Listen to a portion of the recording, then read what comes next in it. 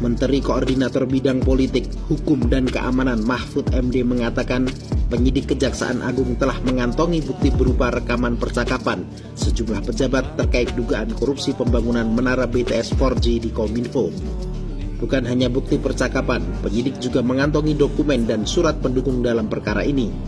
Mahfud menyebut penyidik Kejaksaan memiliki rekaman percakapan termasuk dari unsur pejabat penting saat pembagian proyek tersebut. Percakapan mengenai dugaan korupsi di Kominfo itu disadap oleh penyidik dari Kejaksaan. Bukti rekaman percakapan antar pejabat itu diharapkan dapat digunakan untuk membongkar aliran dana dalam dugaan korupsi yang diduga merugikan negara hingga 8 triliun rupiah. Mahfud menambahkan penyidik Kejaksaan juga sudah mengantongi bukti kuat terkait keterlibatan Johnny G. Plate dalam kasus ini.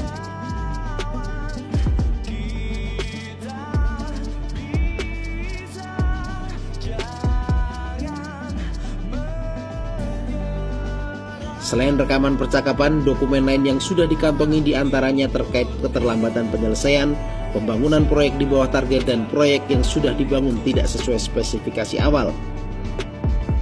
Sebelumnya, Menteri Komunikasi dan Informatika Johnny G. Plate ditetapkan sebagai tersangka dugaan kasus korupsi oleh Kejaksaan Agung pada Rabu 17 Mei 2023.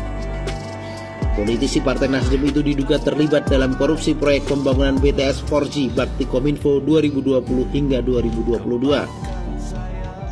Kejaksaan Agung menyebut kasus korupsi ini bukan pidana biasa, sebab dari 10 triliun rupiah yang dianggarkan, dugaan kerugian negara mencapai 8,32 triliun rupiah.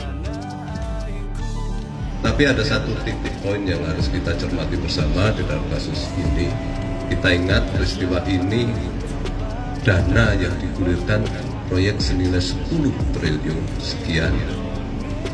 Kerugian negaranya 8 triliun sekian. Nah ini mungkin harus kita cermati bersama bahwa ini bukan peristiwa pidana biasa.